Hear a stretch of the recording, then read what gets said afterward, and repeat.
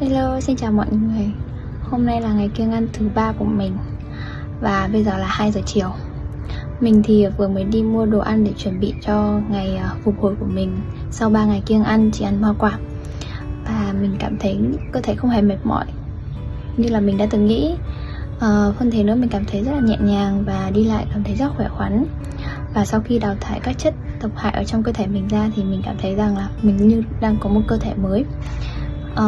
Hiện tại thì mình chưa có ăn gì vào buổi trưa. Buổi sáng nay thì mình đã ăn một quả lê. Trước khi đi ăn 30 phút thì mình sẽ uống 2 cốc nước như thế này.